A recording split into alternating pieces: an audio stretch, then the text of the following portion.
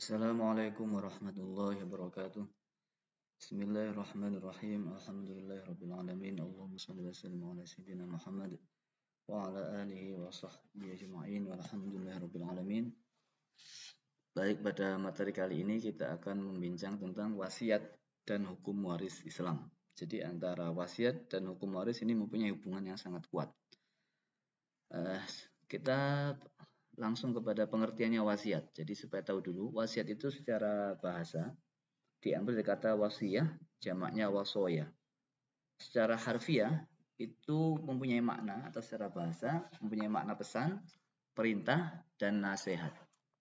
Ulama fikih sendiri mendefinisikan secara istilah dengan penyerahan harta secara sukarela dari seorang ke pihak lain setelah wafat, baik itu berupa materi atau manfaat. Jadi wasiat itu pemberian seorang kepada orang lain, baik berupa benda, piutang, maupun manfaat untuk dimiliki oleh penerima wasiat sebagai pemberian yang berlaku setelah wafatnya orang yang berwasiat. Menurut kompilasi hukum Islam, wasiat yaitu pemberian suatu benda dari pewaris kepada orang lain atau lembaga yang akan berlaku setelah pewaris meninggal dunia. Jadi bisa dari orang atau lembaga. Sebagaimana halnya hibah, bahwa dalam hal wasiat ini juga merupakan perbuatan sepihak. Dengan kata lain, tidak ada kontrak prestasi dari pihak penerima. Nah, sekarang kita ke hukum melakukan wasiat. Hukum melakukan wasiat ini ulama beda pendapat. Imam Az-Zuhri dan Abu Mijlas mengatakan bahwa wasiat hukumnya wajib bagi setiap muslim yang akan meninggal dunia. Dan jika dia meninggalkan harta tentunya, baik banyak atau sedikit. Sedangkan apabila wasiat yang dilaksanakan tersebut justru mendatangkan kerugian bagi ahli waris, maka wasiat yang telah diberikan adalah batal. Batal demi hukum atau istilah dalam Islam adalah haram. Ya, jika merugikan ahli waris. Sedangkan menurut ulama Imam Taqiyuddin, Abi Bakar bin Muhammad Al-Husain, bahwa pada awal Islam datang, wasiat itu memang hukumnya wajib. Ya, tapi setelah itu turun hadis yang menghapus hukum kewajibannya sehingga hukum wasiat menjadi boleh atau mustahab, artinya baik ya. Tetapi tidak boleh melebihi sepertiga dari harta warisan atau tidak melebihi bagian dari ahli waris. Jadi sepertiga maksimal atau tidak boleh melebihi bagian ahli waris. Yang ketiga, menurut Imam Ibnu Hazm, wasiat itu hukumnya fardu ain berdasarkan firman Allah surat An-Nisa ayat 11. Nanti kita akan lihat An-Nisa ayat 11. Dalam ayat tersebut ditegaskan bahwa harta warisan baru dapat dibagikan kepada ahli waris setelah dilaksanakan wasiat dan dibayar utang orang yang meninggal itu. Sedangkan menurut Imam Abu Dawud, Imam Masruq, Imam Tawus, Ilyas, Qatadah, dan Ibnu Jabir, bahwa wasiat itu hukumnya wajib dilaksanakan kepada orang tua dan kerabat-kerabat yang karena suatu hal atau beberapa sebab tidak mendapatkan warisan. Jadi wajibnya itu hanya kepada kerabat saja. Mereka berdalil firman Allah surah Al-Baqarah 180. Ya, nanti kita lihat. Sedangkan menurut mayoritas ulama, jumhur ulama dan fuqaha Syiah, wasiat itu kepada orang tua dan karib kerabat tidak termasuk fardu ain. Mereka berargumentasi bahwa Rasulullah Shallallahu Alaihi Wasallam tidak pernah menjelaskan hal itu dan biarpun tidak ada wasiat mengenai harta peninggalannya.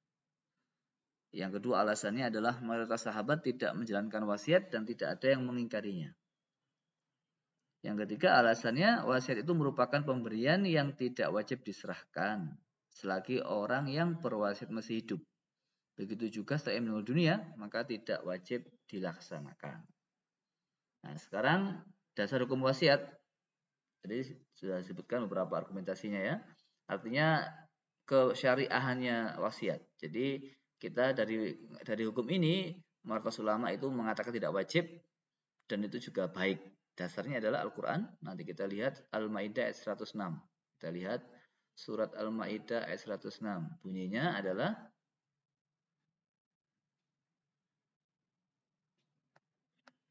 Al-Maidah 106. A'udzu billahi minasyaitonir rajim. Bismillahirrahmanirrahim.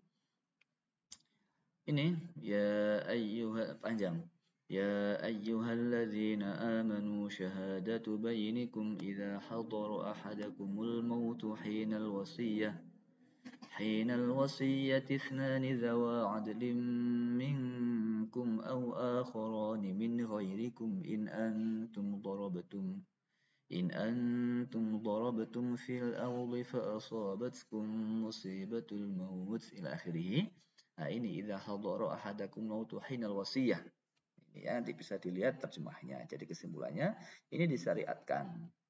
Apa namanya? Yang namanya wasiat. Selanjutnya kita bisa melihat Al-Baqarah 180. Al-Baqarah 180. Sekarang sudah ada aplikasi HP, bisa dilihat maknanya sendiri ya. Di sini kutiba alaikum idza hadara ahadakumul maut in taraka khairanil wasiyatu lil walidaini wal aqrabin bil ma'ruf haqqan 'alal muttaqin. Ini dasar yang dipakai ulama yang mewajibkan wasiat. Diwajibkan kepada kalian semuanya jika kalian meninggal dunia untuk meninggalkan kebaikan, yaitu wasiat kepada kedua orang tua atau kerabat dengan baik. Haqqan, kewajiban bagi orang yang bertakwa. Tapi ini ulama jumhur rata-rata berpendapat ini dimansuh, dihapus hukumnya oleh hadis la wasiyata liwaris. Kita lihat lagi An-Nisa ayat 11. An-Nisa ayat 11 ini juga menjadi dasar pertimbangan kalau wasiat itu baik, kalaupun nggak wajib ya. Kita lihat di sini panjang juga.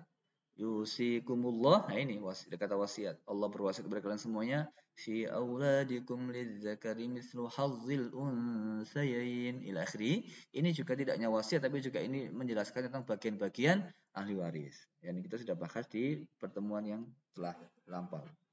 Adapun dasar wasiat dalam hadis, kita bisa lihat beberapa argumentasi di sini. Nah, pentingnya artinya kesunahan ya. As-sulusu wa sulusu katsir. Wasiat itu hanya sepertiga saja dan sudah banyak.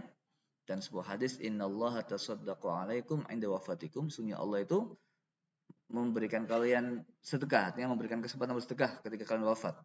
Dengan cara apa? Bisulusi amwalikum, dengan sepertiga harta kalian. Tujuannya apa? Ziyadatan lakum fi amalikum, supaya menambah bagi kalian amal-amal baik kalian. Ini hikmahnya wasiat, berarti menambah kebaikan. Dan sebuah hadis, mahaqqum ri'in muslimin yabitu lailatani, tidak berhak seorang muslim ya yang menginap 2 malam, artinya sudah hidup 2 malam gitu maksudnya ya. Walahu syai'un yuridu an yusiya bihi illa wasiyatu maktubatan ra'sihi. Dan dia punya sesuatu yang kepingin diwasiatkan, maka wasiatnya itu sudah ditulis di kepalanya. Dan sebuah khabar majah, al-mahrum, orang terhalang itu siapa? Man harumal wasiyah, orang yang terhalang wasiat. Man mata ala wasiyah, barang siapa yang mati meninggalkan wasiat, mata ala sabilin wa sunnatin, maka dia mati keadaan baik dan menetapi sunnah. Wa tuqa, dan takwa, wa syahada, dan syahid, wa mata maghfuran lahu, dan mati keadaan diampuni Allah. Nah, ini dalil kesunahan juga untuk berwasiat. Sekarang langsung kita ke poin selanjutnya tentang hikmah wasiat. Hikmah wasiat yang pertama tadi mendekatkan diri kepada Allah. Yang kedua menambah kebaikan dan menolong yang diberi wasiat. Jadi kalau yang dikasih wasiat orang miskin, maka itu wasiat itu bisa menolong dia. Nah, uang yang diberi oleh si mayat tadi bisa menjadi penolong bagi orang yang diwasiati. Sedangkan rukun wasiat ada 4.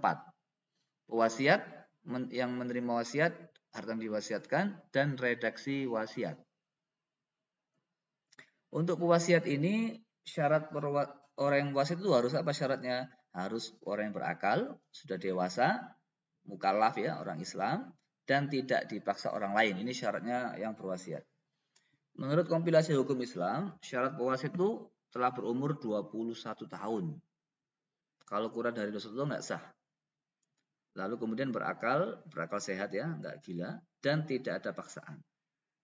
Alasan yang mendasar mengapa rukun pertama mensyaratkan dengan syarat di atas bertujuan agar terhindar dari tipu daya dan kekeliruan dalam berwasiat. Selain itu, tidak boleh seseorang berwasiat agar hartanya digunakan untuk maksiat, seperti membangun tempat perjudian atau prostitusi.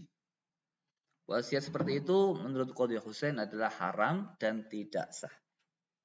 Selanjutnya penerima wasiat. Orang yang menerima wasiat itu syaratnya apa? Satu, dia bukan ahli waris yang menerima wasiat. Jadi nggak boleh wasiat untuk ahli waris, sama aja. Karena dia sudah pasti mendapatkan harta warisan. Yang kedua, orang diberi wasiat ada pada saat pemberi wasiat mati, baik mati secara benar-benar atau mati secara perkiraan. Yang ketiga, syarat penerima wasiat adalah itu orang yang menerima wasiat tidak membunuh orang yang diberi wasiat. Menurut kompilasi hukum Islam, wasiat kepada ahli waris hanya berlaku bila disetujui oleh semua ahli waris. Yang dibuat secara lisan di hadapan dua orang saksi, atau tertulis di hadapan dua orang saksi atau di hadapan notaris. Ya, dibuat secara lisan atau tertulis dengan dua saksi. Ini menurut kompilasi hukum Islam, harus ada saksinya. Yang selanjutnya, harta yang diwasiatkan. Harta yang diwasiatkan ini syarat harta yang diwasiatkan yaitu satu, objek yang diwasiatkan bisa berupa semua harta yang bernilai, baik berupa barang atau manfaat, piutang dan manfaat seperti tempat tinggal atau kesenangan. Tetapi tidak sah mewasiatkan yang bukan harta, seperti bangkai, dan yang tidak bernilai bagi yang mengadakan akad wasiat seperti khomer bagi kaum muslimin. Selanjutnya, harta yang diwasiatkan haruslah tidak boleh melebihi sepertiga dari harta peninggalan warisan, kecuali apabila semua ahli waris menyetujuinya. Pernyataan persetujuan dibuat secara lisan di hadapan dua orang saksi atau di hadapan notaris. Apabila wasiat melebihi sepertiga dari harta warisan, sedangkan ahli waris ada yang tidak menyetujuinya, maka wasiat hanya dilaksanakan sampai batas sepertiga harta warisan saja. Menurut mazhab Hanafi, Ishaq, Syarik, dan Ahmad dalam salah satu riwayatnya, yaitu ucapan Ali bin Mas'ud, memperbolehkan kepadanya untuk berwasiat lebih dari sepertiga bila tidak mempunyai ahli waris. Ini ijtihad. Orang yang berwasiat tidak meninggalkan orang yang dikhawatirkan jatuh dalam kemiskinan. Dan karena wasiat yang ada di dalam ayat adalah wasiat mutlak, sehingga dibatasi oleh sunnah dengan mempunyai ahli waris. Dengan demikian, wasiat mutlak itu boleh bagi orang yang tidak punya ahli waris. Mengenai kadar wasiat, jumhur ulama berpendapat bahwa sepertiga itu dihitung dari harta yang ditinggalkan si pemberi wasiat. Sedangkan Imam Malik berpendapat bahwa sepertiga itu dihitung dari harta yang diketahui oleh pemberi wasiat, bukan yang tidak diketahuinya atau yang berkembang tapi dia nggak tahu. Menurut Malik, An-Nakhai dan Umar bin Abdul Aziz berpendapat bahwa yang menjadi pegangan apakah sepertiga harta, yakni kondisi pada saat yang mewasiatkan atau sesudah mati ialah sepertiga di waktu berwasiat. Jadi yang dimaksud jadikan pegangan adalah kondisi pada saat mewasiatkan atau sudah mati sepertiga di waktu berwasiat. Sedangkan Ali bin Abi Thalib, Abu Hanifah, Ahmad, dan pendapat yang lebih sahih dari kedua pendapat Asy-Syafi'i menyatakan bahwa sepertiga itu adalah di waktu dia mati. Selanjutnya, harta benda yang diwasiatkan harus merupakan hak dari pewasiat. Selanjutnya yang keempat, pemilik terhadap harta benda tersebut baru dapat dilaksanakan sesudah pewasiat meninggal dunia. Wasiat yang berupa hasil dari suatu benda ataupun pemanfaatan suatu benda harus diberikan jangka waktu tertentu. Harta wasiat yang berupa barang tak bergerak, bila karena suatu sebab yang sah mengalami penyusutan atau kerusakan yang terjadi sebelum meninggal dunia, maka penerimaan wasiat hanya akan menerima harta yang tersisa.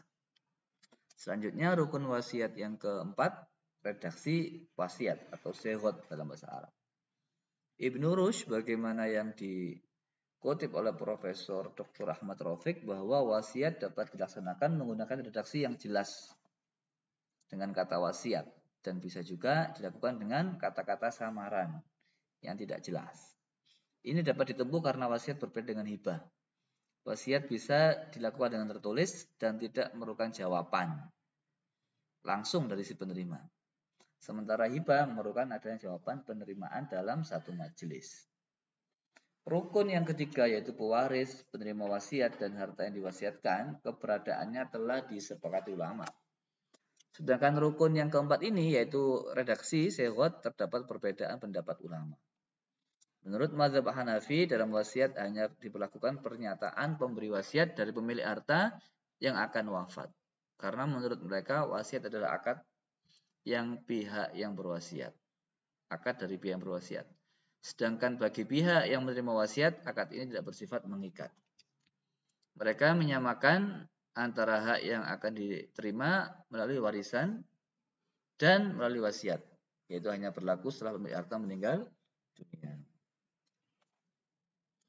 Demi kepentingan yang berwasiat, yang menerima wasiat dan ahli waris, maka wasiat mempunyai rukun dan syarat secara ketat. Hal ini dimaksudkan agar jangan ada pihak yang dirugikan dan jangan ada sengketa di kemudian hari. Namun, apa yang dikhawatirkan itu tidak jarang terjadi dalam prakteknya. Hal ini disebabkan ada kalanya yang berwasiat tidak mematuhi kaidah-kaidah yang ada, dan ada kalanya yang menerima wasiat berani mengubah isi wasiat atau membuat palsu sama sekali. Ya, di samping tidak jarang pula ahli waris yang tidak mau tahu dengan wasiat orang tuanya. Ini masalah. Sekarang bagaimanakah wasiat bisa menjadi batal, ya, dan bisa dicabut? Nah, ini. Wasiat itu menjadi batal apabila calon penerima wasiat bermasalah. Contohnya, si penerima wasiat itu dipermasalahkan secara hukum dan secara berdasarkan putusan hakim, penerima wasiat itu dipersalahkan karena telah membunuh atau mencoba membunuh atau menganiaya berat pada pewaris. Selanjutnya, contohnya misalkan penerima wasiat itu dipersalahkan karena menfitnah, telah mengajukan pengaduan bahwa pewasiat tidak melakukan suatu kejahatan yang diancam dengan hukuman 5 tahun penjara atau hukuman yang lebih berat. Ya, jadi pewasiat ini dipersalahkan karena apa? Menfitnah, telah mengajukan pengaduan kepada siapa? Kepada pewasiat. Bahwasanya pewasiat telah melakukan kejahatan yang diancam dengan hukuman 5 tahun penjara atau lebih berat. Selanjutnya dipersalahkan si penerima wasiat ini dengan kekerasan atau ancaman mencegah wasiat untuk membuat atau mencabut atau mengubah wasiat untuk kepentingan calon penerima wasiat. Ya, mengancam wasiat juga nggak boleh, batal. Selanjutnya si pewasiat itu dipersalahkan karena telah menggelapkan atau merusak atau memalsukan surat wasiat dari pewasiat. Ya, ini dalam beberapa contoh kasus dalam dunia hukum. Ya. Dalam Konvensi Hukum Islam ayat 197 yang sudah saya sampaikan tadi. Wasiat juga menjadi batal apabila orang yang ditunjuk untuk menerima wasiat itu tidak mengetahui adanya wasiat tersebut sampai ia meninggal dunia. Sebelum meninggalnya pewaris. Jadi meninggal duluan daripada si pewaris. Yang kedua, mengetahui adanya wasiat tersebut, tapi ia menolak untuk menerimanya. Ini batal. Selanjutnya, mengenai adanya wasiat itu, dia mengetahui ada wasiat, tapi dia tidak pernah menyatakan menerima atau menolak sampai ia meninggal sebelum meninggalnya pewasiat. Ya, tadi sama, mirip. Selanjutnya, wasiat juga menjadi batal apabila barang yang diwasiatkan itu musnah atau tidak ada atau rusak. Ya, dan sekarang pencabutan wasiat itu boleh. Wasiat itu boleh dicabut selama calon penerima wasiat belum menyatakan persetujuannya. Atau sudah menyatakan setuju tapi ditarik kembali, sama. Pencabutan wasiat itu bisa dilakukan dengan lisan, dengan disaksikan oleh 2 orang saksi, atau tertulis dengan disaksikan oleh 2 orang saksi juga berdasarkan akta notaris. Ya. Bila wasiat dibuat secara tertulis, maka dicabut dengan tertulis dan disaksikan oleh 2 orang saksi berdasarkan akta notaris. Bila wasiat dibuat berdasarkan akta notaris, maka hanya dapat dicabut berdasarkan akta notaris. Ya, itu tentang wasiat. Sekarang tentang wasiat wajibah. Apa itu wasiat wajibah? Wasiat wajibah itu dalam pasal ini KHI ayat 1, pasal 158, ayat 185 KHI 1, ahli waris yang meninggal lebih dahulu daripada pewaris, maka kedudukannya dapat digantikan oleh anaknya. Jadi pewaris yang jadi ahli warisnya sudah meninggal daripada pewarisnya. Jadi pewaris masih hidup. Tapi anaknya meninggal, maka yang dapat cucunya berarti cucu dari pewaris. Karena ahli waris yang meninggal lebih dahulu daripada pewaris. Berarti cucu meninggal. Cucunya bisa menggantikan ayah yang meninggal tapi kakaknya masih hidup. Kalau dalam hukum Islam nggak bisa, tapi ini Konvensi Hukum Islam jadi boleh. Pengecualiannya adalah pasal 173. tentang porsi bagian harta waris untuk ahli waris pengganti. Namanya ahli waris. Jadi cucu ini ahli waris pengganti karena ayahnya yang sebagai anak daripada pewaris meninggal dunia. Pasal 182 KHI menyebutkan tidak boleh melebihi dari bagian ahli waris yang sederajat dengan yang diganti. Jadi kalau ayahnya itu dapat 1/2 ya anaknya 1/2. Tak boleh melebihi. Ya, cucu dari pewaris, ayahnya sudah meninggal dunia. Jadi ayahnya itu anak dari pewaris. Pasal 173 itu apa isinya? Seseorang terhalang menjadi ahli waris apabila dengan putusan hakim yang telah mempunyai kekuatan hukum tetap dihukum karena satu, ini nggak boleh dapat wajibah, dipersalahkan telah membunuh atau mencoba membunuh atau menganiaya berat para pewaris. Pewarisnya dianiaya. Ya, pewaris ini yang meninggal dunia. Yang akan mati ya, yang akan mewariskan. Yang kedua dipersalahkan secara memfitnah telah mengajukan pengaduan bahwa pewaris telah melakukan suatu kejahatan yang diancam dengan hukuman 5 tahun penjara atau hukuman berat. Ini sudah disampaikan tadi. Ya, ini wasiat wajibah. Saya kira demikian. Ini kebijakan istiadat baru ya, bahwasanya anak itu bisa menggantikan ayah yang meninggal dunia selama pewaris masih hidup. Demikian, terima kasih. Wassalamualaikum warahmatullahi wabarakatuh.